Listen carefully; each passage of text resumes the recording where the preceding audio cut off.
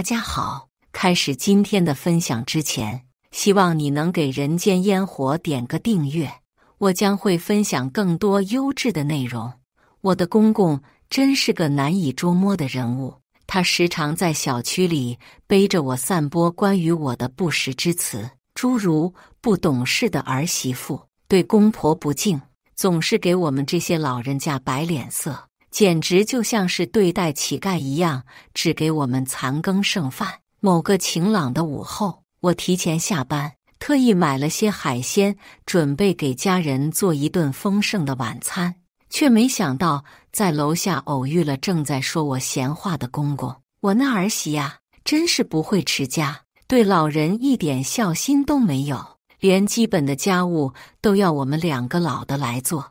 我儿子一天到晚忙忙碌碌，回到家还得伺候他，他可真是会享受生活。我们家怎么就这么倒霉，遇到了这种既不能生养又不顾老人的自私鬼？听到这些，我整个人愣住了，我简直无法相信，这些重伤人的话竟然是从平日里看似正派的公公口中说出的。作为神经外科的主任医师，我每天都忙得团团转，医院还管饭，所以我通常只在家里吃早餐。结婚这些年来，早餐基本都是我准备的，因为工作原因，我无法常伴公婆左右，因此我每月都会把1/3的工资给他们，希望他们能过得更好些。这些怎么就成了我只顾自己的证据了呢？那次老公为我按摩，是因为我连续做了好几台手术，手脚都肿得不像样，这样的一次体贴，怎么在公公眼里就成了我享受的表现？至于孩子，是我们共同决定暂时不要的，因为工作实在太忙了。这些在我看来都是生活中的小事，怎么就成了公公攻击我的武器？我突然回想起，有次在小区门口遇到邻居大姐，她曾提醒我，你和家里人是不是有什么误会？你公公经常在楼下说你的不是。当时因为赶时间，我没怎么在意他的话，甚至还觉得他可能是个爱搬弄是非的人。现在看来，公公在背后说我坏话已经不是1次2次了，那些难听的话，他恐怕早已说得炉火纯青。周围的声音突然都消失了，公公在旁人的提醒下看到了我，他脸上闪过一丝尴尬，但马上又换了一副面孔责备我，你这么早回来干什么？不努力工作赚钱，还有闲心在这里偷听别人说话，你的家教就是这样的？这种倒打一耙的本事，我真是佩服得五体投地。你先是在邻居面前诋毁我，然后又反过来责怪我不该听到你在背后说我。我在心里暗骂，公公的行为真是和狗没什么两样。尽管心里这么想，但我还是努力保持冷静，尽量用平和的语气对他说，爸，我觉得我们之间可能存在一些误会，如果我有哪里做得不够好，你可以直接告诉我。公公皱了皱眉，一脸不耐烦地别过头去。行了行了，我知道了，你赶紧回去做饭吧。我深吸了一口气，努力让自己的语气显得平和。爸，我考虑了一下，之后我会为你们请一位专业的月嫂，全方位地照顾你们的生活，这样你们就不必那么操劳了。公公一听我这话，脸色骤变，瞪着我大声斥责，你这个诡计多端的女人，你什么时候给过我们钱？是不是想挥霍我儿子的血汗钱？你怎么这么不懂得持家，心肠这么坏？我正准备解释，丈夫不知何时已经回到家，和邻居一同制止了公公的谩骂。我们一同回到家里，一进门，丈夫就开始责备我，你怎么能惹爸爸生气呢？他的身体情况你又不是不知道，你是医生，应该更清楚才对。我心中涌起一阵愧疚，公公不久前才做过脑部手术，身体确实不宜动怒，我其实只说了几句话而已。对于公公的误解和诋毁，我并没有心生怨恨，反而在想，如果我真的有什么地方做得不够好，我一定会努力改正。这时，婆婆也出面打圆场，不管发生什么事情，你也不应该跟你爸顶嘴呀。要是把他气出个好歹来，你担当得起吗？看着丈夫一家三口对我满是埋怨的神情，仿佛我真的做了什么对不起公公的事情。然而，真正受到伤害的人其实是我呀。这股难以言说的憋屈，仿佛一根尖锐的刺，深深地扎进了我的心扉。自那之后，我对公公始终保持着心平气和的态度，尽量做到让他无可挑剔。我也请了一位月嫂来专门照顾公婆，在力所能及的范围内，我已经做得足够好了。然而，公公却又开始无端生事。通常我会在周五晚上值班，但那天身体不适，便回家休息了。回家时发现家里没人，我也没多想，就回卧室睡觉了。刚躺下眯了一会儿，就听到大门被关上的声音，紧接着传来公公尖酸刻薄的声音：“就应该让你媳妇回来伺候我和你妈，请月嫂花的都是你辛辛苦苦赚的钱。这个挥霍无度的女人，连个孩子都生不出来，还敢浪费你的钱。爸，默然是主任医师，工作很忙的，而且他的月工资是我的3倍。如果他回来伺候你们，我们家的损失就太大了。现在月嫂的钱都是他出的，我的钱不都交给妈管了吗？哼，别人家的儿媳妇都是上班前做好早饭，中午休息的时候回来给全家人做午饭，下班后顺便买菜做晚饭，洗衣服，做家务。我们家呢？他做了什么？你连袜子都是我和你妈洗的。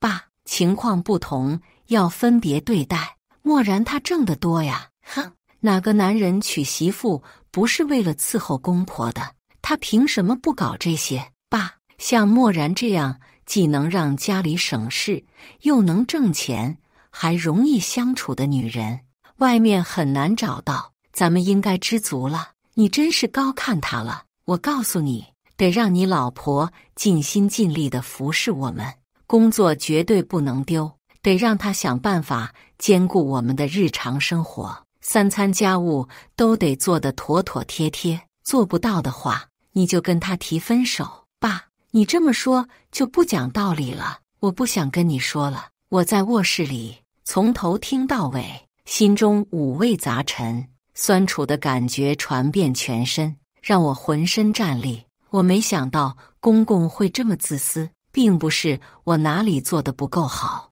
而是他存心想要压榨我。他理所当然地认为，儿媳妇就应该无条件地服侍好公婆，即使我赚得多，即使请了专业的人来照顾她的生活，儿媳妇伺候公婆的责任也不能有丝毫懈怠。既要牛产奶，又要牛耕田，还要牛不吃草，更要牛温顺听话。这不是明摆着欺负人吗？这不是恶心人是什么？这不是把人当作奴仆来使唤吗？公公的这番话，就像是将那根刺更深地扎进了我的心肺。还有我的丈夫，虽然他的话听起来像是在维护我，但仔细想想，他其实是在维护他自己的利益。他只想让我不断地为他创造利益，至于我如何被他父母抹黑折磨，他根本就不在乎。只要我做好自己的事情，不去烦他；只要我努力赚钱，为家庭积累财富，不去花他的钱；只要我不做损害他利益的事情，他就无所谓。意识到这些，我感到一种深深的无力感。在这个家里已经5年了，我怎么现在才发现公公是一个如此刻薄、面目可憎的人？我怎么现在才看清自己的丈夫是这样一个利己主义者？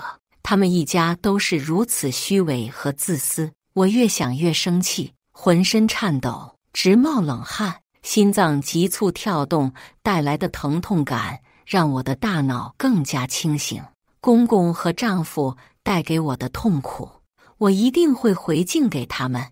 卧室的门突然被推开，我下意识地闭上眼睛装睡。丈夫看到我时似乎吓了一跳，他小心翼翼地试探着问我：“默然，你睡着了吗？”小然见我没有回应，丈夫悄悄地关上门退了出去，小声地对公公说：“爸，默然在家呢，你说话小点声。幸好他睡着了，没听到那些话，不然肯定要跟你闹。我怕他，你赶紧跟他说，让他好好伺候我们。他要是不同意，你就拿离婚威胁他。他那么爱你，肯定会答应的。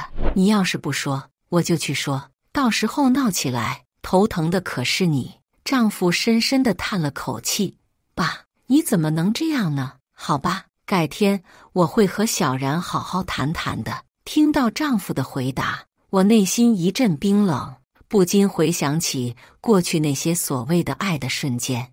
我和丈夫在大学时期就相识，他是计算机系的才子，某个社团活动让我们有了交集。从那之后，他便对我展开了热烈的追求，鲜花、早餐、小礼物，他的心意从未遮掩。直到某次我不慎骨折入院，他无微不至的关怀深深触动了我。就这样，他成为了我的初恋。确定关系后，丈夫的爱意让周围的朋友都羡慕不已。他细心地收集起我每日掉落的发丝，说要通过掉发量来观察我的压力。若某月发丝分落，他便会筹划一次旅行，带我放松心情。远行时，他总会为我准备一双舒适的鞋子和防磨脚的创可贴。无意间提起的小吃，他总会记在心上，周末便带我去品尝。感冒时，他不仅会为我擦拭鼻涕，还会在我熟睡时轻轻为红肿的鼻头涂上润肤乳。他总是如此细心地察觉我的情绪和需求，每次我有所不适，他都是第一个站在我身边的人。读博期间，由于专业差异，丈夫先行毕业。在那特别的一天，他向我求婚，我毫不犹豫地答应了。双方家长对我们的结合都表示了极大的支持。由于我的学业繁重，我们决定先订婚，待我2年后毕业再正式成婚。不久后，丈夫在一家软件公司谋得了工程师的职位，公司看中他的才华，希望他能到国外的总公司进行为期3年的培训。虽然万般不舍，但为了他的未来，我选择了支持。于是，我们开始了漫长的异国恋。那3年里，他利用业余时间游历了许多地方，并为我精心制作了旅行路书。他总说，这些都是为你私人定制的，从攻略到导游，都只为你。3年的分别，让我们的感情愈发深厚。他回国后，我们立刻步入了婚姻的殿堂。转眼间，我们已携手走过5个春秋，直到今天之前，我都深信我们的爱情坚如磐石，深信丈夫对我的爱从未改变。然而，他的一些话让我开始动摇，我不禁问自己，丈夫还像从前那样爱我吗？那些美好的回忆，那些他爱我的瞬间，都历历在目，但为何我的心却开始倾向于丈夫只爱他的利益这种想法呢？是夜，我带着满心的疑惑和胡思乱想沉沉睡去。梦中，丈夫的脸被一张张面具所覆盖，那微笑的面具下藏着一张冷漠而虚伪的脸。第2天，我因为心情压抑而生病了，随手吞了几粒药就匆匆出门工作，连早餐也没做。这或许是我内心对丈夫家庭的某种无声抗议。夜幕降临，身体不适的我回家后立刻躺下休息。丈夫坐在床边轻声问我：“小然，今天怎么起晚了？没做早餐呢？爸妈和我都习惯了你做的早餐，月嫂做的跟你的手艺比起来，真是差远了。我还是喜欢你的早餐。我在心里冷笑。自从看清丈夫的真面目后，他的话语背后含义我都能洞悉。比如现在，他并非真的关心我为何没做早餐，而是因为没有享受到我的服务而感到不满。丈夫真是个伪装高手，过去我怎么就没看出来呢？现在的我能察觉他的自私和虚伪，而他却没察觉我的不是。我们两人真是般配。尽管心里难受，生活还得继续。我勉强回答他，今天不太舒服。啊，吃药了吗？怎么会生病？是工作太累了吗？要不我帮你请假，在家休息一段时间。我年假还没用，我们可以一起放假在家陪陪爸妈。丈夫关切地说，但我的心却更冷了。他这样说，无非是想让我在家伺候他们。果然，他等不及我回答，又说，爸妈不习惯外人伺候，他们更喜欢你陪着，而且请月嫂多浪费钱啊，那些钱不如给爸妈存着，以后给孩子买奶粉，你说呢？爸妈虽然不说，但心里很羡慕别人的儿媳妇。对老年人来说，能吃到儿媳妇做的东西是最大的幸福。听着他的话，过去的我可能会答应，但现在的我只觉得厌恶。他如此冠冕堂皇地想要奴役我，真是难为他一个理科生了。他肯定私下里读了不少如何提高表达能力、如何高情商地表达自己的需求之类的书。我不想再听这些令人作呕的话，打断他。吴帅，我是医生，你知道我有多忙多累，我们婚前就商量好了，我可以全心投入我的事业。我不是不愿意照顾爸妈，所以我才请了那么好的月嫂。月嫂的钱是我辛苦加班做手术赚来的，我用这些血汗钱请专业人士全方位照顾爸妈。我这样的儿媳妇也是别人羡慕的。还有孩子的事，你打算什么时候要？如果你没准备好，就跟爸妈说清楚是你的决定，别让他们以为是我不能生。每次提到孩子，丈夫都会逃避，不是因为身体问题，而是他自私的只想把钱和时间花在自己身上。以前我总是以工作繁忙为由推迟生育的计划，但现在我不想再回避这个问题了。明明是丈夫不愿意要孩子，为什么却是我被公公误解，甚至被骂作不会下蛋的鸡？丈夫听到我提及此事，脸色一下子就沉了下来。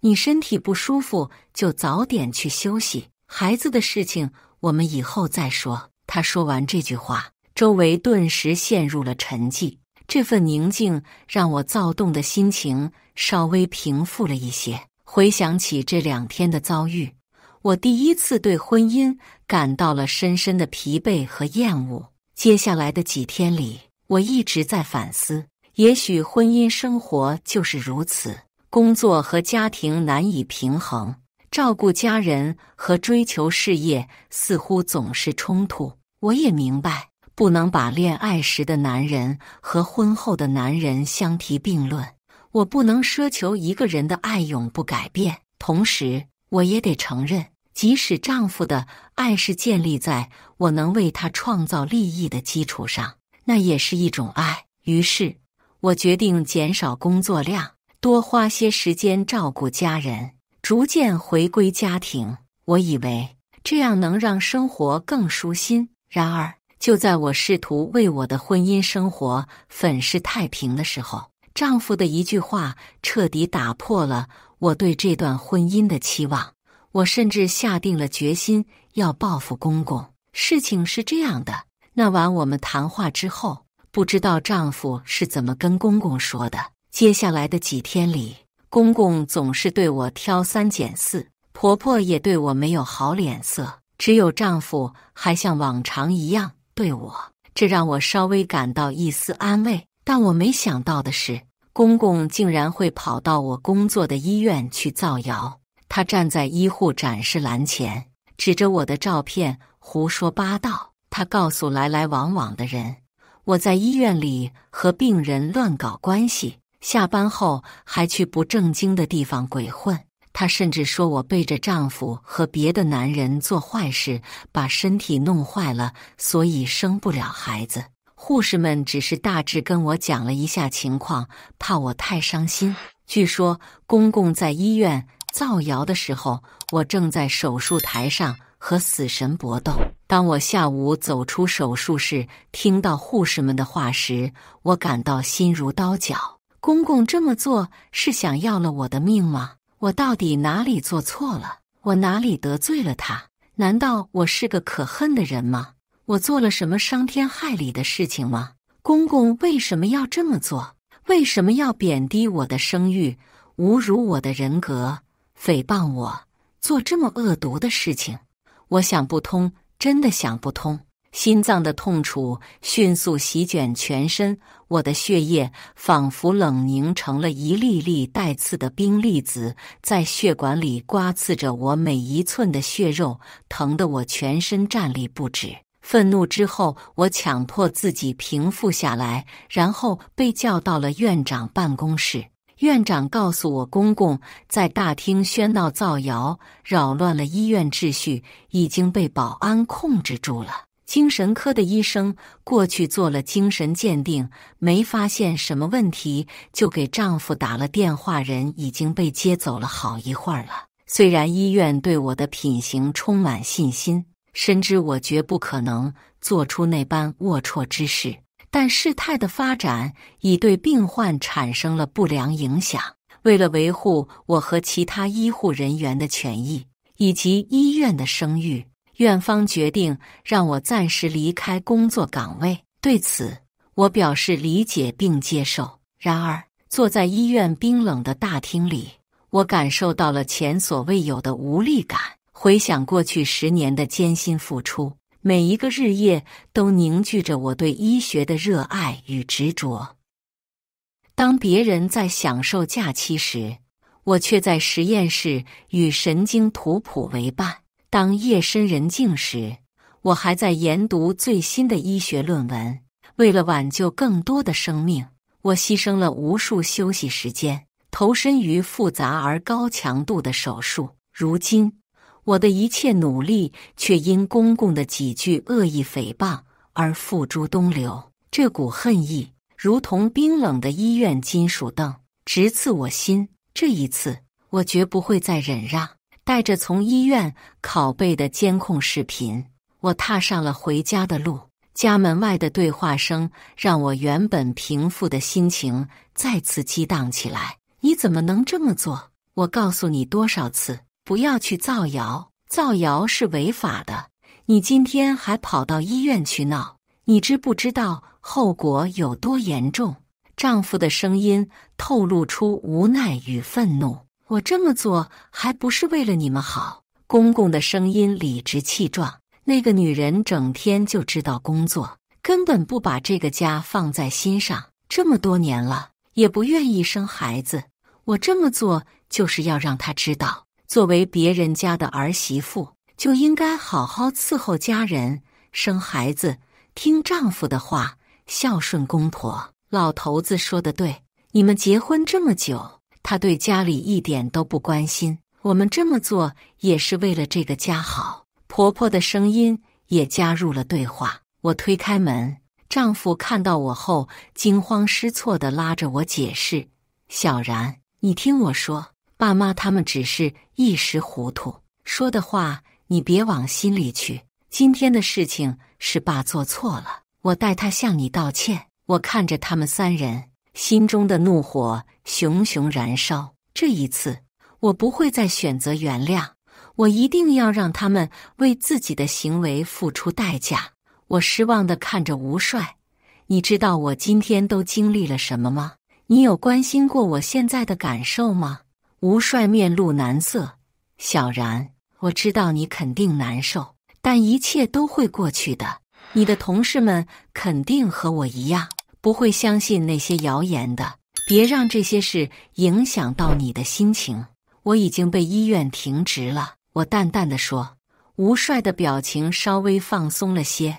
这样啊，没关系，没关系，你刚好可以休息一下。平时看你那么累，我都心疼死了。没关系，怎么可能没关系？我的工作被搅得一团糟，公公的目的达到了，我不能工作，只能待在家里被他们使唤，成为他们免费的保姆。对他们来说，当然没关系了。可是我今天做了5台手术，累到脚趾头都在抽筋，却被告知我的家人在医院当众贬低我、辱骂我、污蔑我，甚至给我造谣。和我生活了5年的家人背叛了我，我努力了近10年的事业被别人毁了，这怎么能说没关系呢？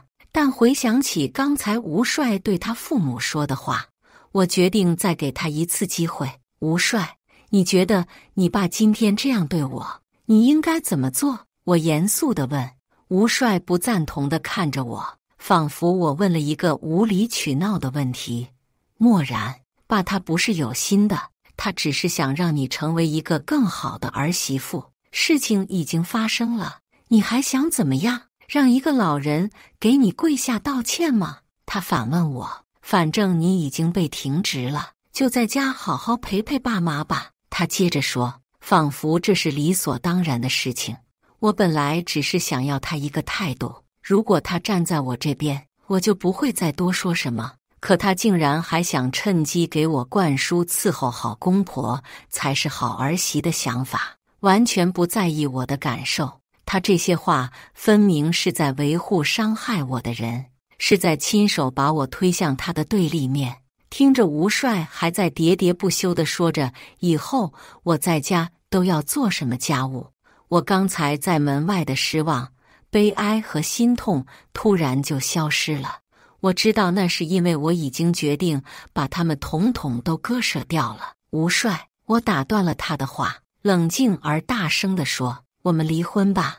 吴帅突然哑口无言，他身后的婆婆目瞪口呆地看着我，公公从一脸得意的讥笑变成了不可置信的表情。他们是不是以为我会忍受天大的委屈后，还会被吴帅洗脑，回归家庭，伺候公婆呢？所以在听到我提出离婚时才会这么惊讶吧？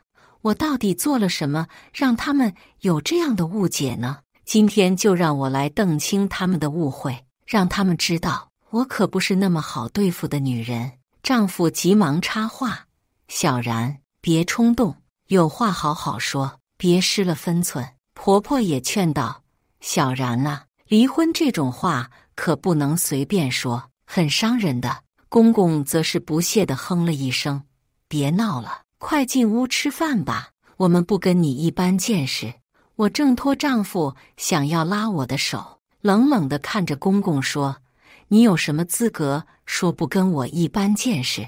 是你在背后诋毁我，是你挑拨我们的夫妻关系，是你在公众场合散布谣言，损害我的名誉，也是你导致我被停职。现在有资格计较的是我，你这种人伤害了别人还想逃避责任，不道歉还想占我便宜。我瞪大眼睛，毫不客气地继续骂道，你妈生你的时候是不是忘了给你长脑子了？你满嘴喷粪，不仅嘴巴臭，脑子也像是被屎堵了一样。我看你脑子里的垃圾，连手术都清理不干净。公公被我骂得脸红脖子粗，颤抖着手指着我，你什么你？老不休的，你就是个社会败类！我毫不留情地继续骂道。婆婆双手拍腿，哭天抢地，疯了！你真是疯了！我冷笑一声，我疯了也比你们这家人正常。我要是真疯了，早就把你们扔进下水道了。丈夫惊愕地张大了嘴巴，小然，你怎么变得这么粗鲁？你不是这样的，你到底是谁？我是谁？我是你妈。你要是想叫我妈，我还可以考虑给你生个弟弟。我瞪了他一眼，继续骂道，还说什么美好的妻子？我是很美好，但你们这种恶心的家庭根本配不上我。公婆三人被我骂得目瞪口呆，也许他们从没想过我会如此强硬。我拿起手机，毫不犹豫地拨打了报警电话。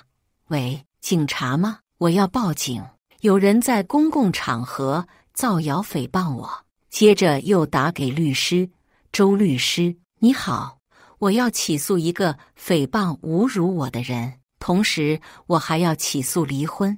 打完电话，我转身准备下楼，不去看公婆三人惊愕的表情。楼道里站着几位熟悉的邻居，那些经常在小区八卦的大妈们。其中一位上次还提醒过我，她此时对我竖起了大拇指，我朝她点头示意，心中一阵畅快。警察很快赶到现场处理此事，因为我提供了确凿的证据、视频和人证。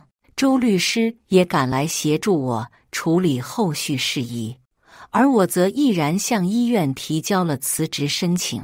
尽管医院领导竭力挽留，但我认为自己值得更好的工作岗位去展翅高飞。于是我重新回到校园，深造提升自己。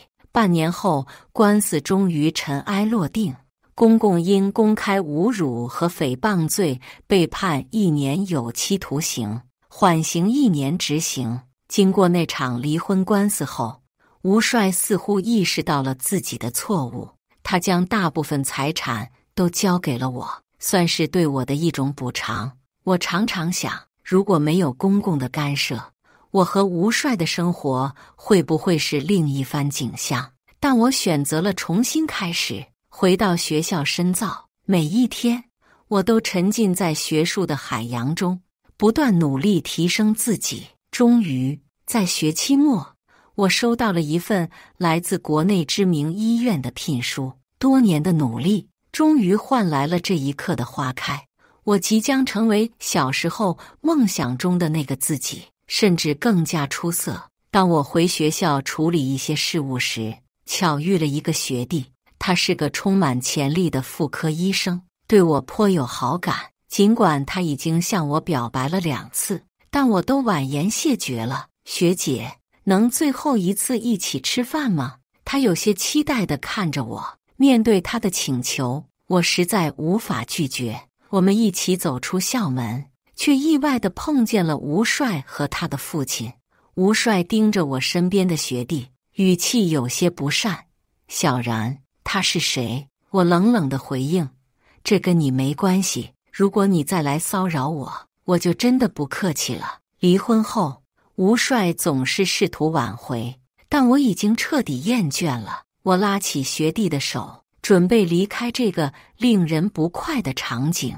但就在这时，吴大爷突然从背后掏出一把菜刀，恶狠狠地朝我砍来，嘴里怒骂着：“你这个贱女人，我要砍了你！”一切发生得太快，我只来得及用手去挡，刀砍在了我的手上，鲜血淋漓。学弟迅速反应，制止了吴大爷的疯狂行为。在学弟的帮助下，我及时被送往医院。虽然伤势不重，但想要重新站上手术台，还需要1年的时间恢复。我愤怒至极，这个死老头差点毁了我的人生，而这已经是第2次了。就当我思考着如何让吴大爷受到应有的惩罚时，吴帅再次出现在我面前。这次他的态度异常谦卑。原来吴大爷在那天突然袭击我之后就病倒了。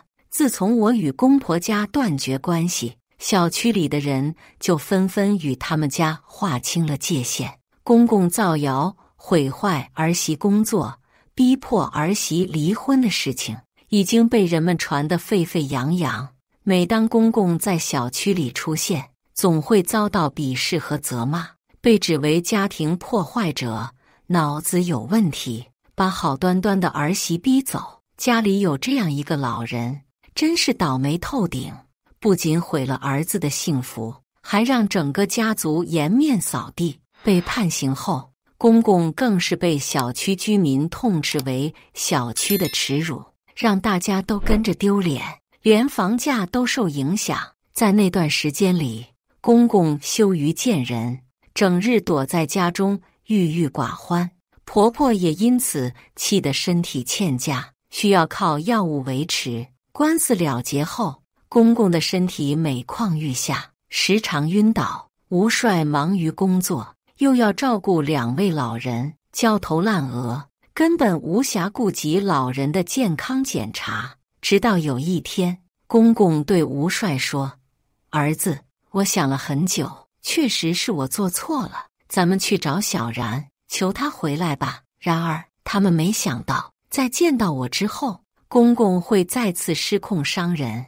那次事件后，我也被送进了医院，而公公的病情也进一步恶化。公公以前就因脑部疾病动过手术，这次检查竟发现脑部长了一个肿瘤。他们辗转多家医院，但都因手术难度太大而无法治疗。最终，他们来到了我工作的医院，毕竟这家医院拥有国内顶尖的医疗资源和技术。住院期间，他们得知我已经成为这里的医生，而且是少数能够进行高难度神经外科手术的医生之一。吴帅希望我能为他父亲进行手术。经过了解，吴大爷的肿瘤情况非常严重，如果不立即手术，恐怕活不过3个月。我在病房里看着这个曾经恶毒的吴大爷，内心只剩下感慨。吴大爷看着我，眼中满是悔恨。然然，以前都是爸的错，你这么好的儿媳，我竟然没有好好珍惜，还想着害你。吴帅的声音有些颤抖，显然是被当前的困境和压力压得喘不过气来。我看着他，心中五味杂陈。曾经的我们也是有过美好时光的，但如今那些记忆都已被现实的残酷所覆盖。我可以考虑为你爸做手术。我深吸一口气，缓缓说道，但我有条件。吴帅的眼睛立刻亮了起来，仿佛看到了希望的曙光。他连忙问道，什么条件？你说，只要我们能做到，一定答应你。第一，手术成功后，你们全家必须向我公开道歉，承认你们过去的错误，并且承诺以后不再干涉我的生活。我盯着吴帅的眼睛，一字一句地说道。吴帅点了点头，没有丝毫犹豫。没问题，这个条件我们完全接受。第二，我继续说道，手术费用你们必须自己承担，而且我需要一笔额外的费用，作为我承担这个高难度手术的风险补偿。吴帅愣了一下，显然是没想到我会提出这样的条件，但他很快回过神来，咬了咬牙，说道，好，我们答应你。你要多少？50万。我淡淡的说道，手术钱必须先到账。这个数字显然超出了吴帅的预料，但他的表情却坚定无比。好，我给你，只要你肯救我爸，什么条件我都答应。我看着他，心中不禁有些感慨，曾经的我们也是彼此深爱过的人啊，可如今却为了各自的利益而讨价还价。但无论如何，我都不能让自己再次陷入那个恶毒的家庭。手术安排在了1个星期后，这段时间里，吴家人忙着筹钱和准备手术事宜，而我也开始了紧张的术前准备工作。这台手术对我来说也是个不小的挑战，但我有信心能够成功完成。手术当天，吴大爷被推进了手术室，我看着他那张苍白而憔悴的脸，心中不禁有些感慨。不管我们之间有多少恩怨情仇，此刻的他只是一个需要救治的病人。手术进行了整整8个小时。当我走出手术室的时候，已经是夜幕降临。吴帅和婆婆焦急地迎了上来。怎么样了？手术成功了吗？我点了点头。手术很成功，但接下来的恢复期很关键，你们要好好照顾他。吴帅和婆婆闻言都松了一口气，脸上露出了久违的笑容。谢谢你，谢谢你。我看着他们，心中也感到了一丝欣慰。虽然我和吴家的恩怨还没有完全了结，但至少在这一刻，我们为了同一个目标而共同努力着。接下来的日子里，吴大爷在医院接受着康复治疗，而我也时不时的会去探望他一下。毕竟作为他的主治医生，我有责任关注他的恢复情况。吴大爷的恢复情况比预期要好得多，他也开始逐渐接受了自己曾经的过错，并向我表示了歉意。然然啊，以前是爸不对，给你添了那么多麻烦，现在我知道了，你是个好孩子，是爸对不起你。听着他诚恳的道歉，我心中的怨恨也慢慢消散了。或许这就是医者仁心吧，在面对病患的时候，我们总是希望他们能够康复，哪怕曾经有过恩怨。1个月后，吴大爷顺利出院了，吴家也按照之前的约定向我支付了手术费用和额外的补偿金。拿到那笔钱的时候，我心中并没有太多的喜悦，反而有一种莫名的失落感。或许是因为这段恩怨终于画上了句号吧。从那以后，我和吴家再也没有了任何联系。我继续在我的医院里工作着，每天忙碌而充实。而吴大爷也开始了他的新生活。据说他改过自新后，和家人相处得更加融洽了。时间就这样一天天过去，直到有一天，我在医院的走廊上再次遇到了吴帅。他看着我笑了笑：“然然啊，好久不见了。”我也笑了笑：“是啊，好久不见了。”我们之间的对话就这样简单而平淡地结束了，没有过多的寒暄和问候，只是彼此默默地承认了对方的存在，然后又各自回到了自己的生活轨道上。或许这就是最好的结局吧，没有撕心裂。以上就是今天分享的故事，大家有什么想说的、想吐槽的，欢迎在下方评论交流，也更希望能给人间烟火点个订阅，我将会分享更多优质的故事内容。